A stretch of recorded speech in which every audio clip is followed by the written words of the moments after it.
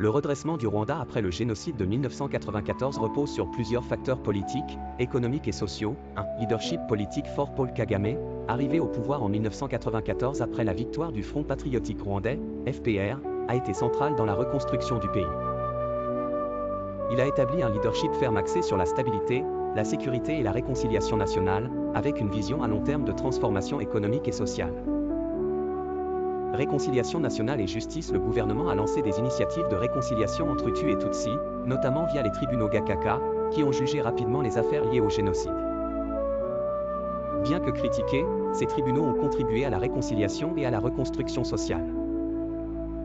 3. Reconstruction des institutions. Le Rwanda a reconstruit ses institutions publiques, en renforçant des domaines comme la justice, l'éducation et la santé. Des efforts ont été faits pour améliorer la gouvernance et la transparence. 4. Investissement dans l'éducation et la santé. L'État a investi massivement dans l'éducation et la santé, augmentant le taux d'alphabétisation et améliorant l'accès aux soins.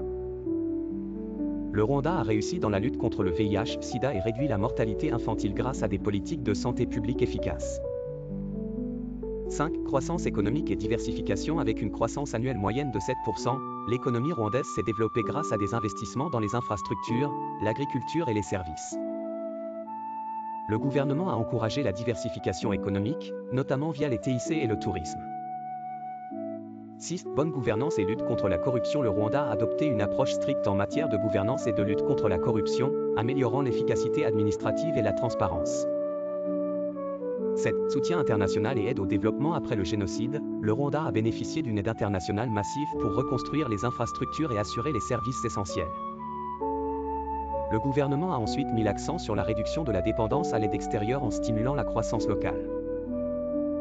Vision 2020 et planification stratégique. Le Rwanda a développé la Vision 2020, une stratégie visant à transformer l'économie en une économie à revenu intermédiaire.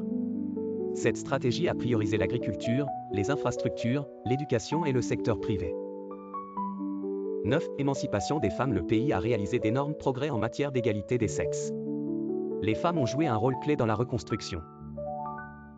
Et le Rwanda est devenu le pays avec la plus forte représentation féminine au Parlement. Cela a eu des effets positifs sur l'économie et le développement social. 10. Promotion du nationalisme et de l'unité. Le gouvernement a promu une identité rwandaise commune pour dépasser les divisions ethniques qui ont mené au génocide. Des programmes éducatifs ont encouragé l'unité nationale et le rejet des distinctions ethniques.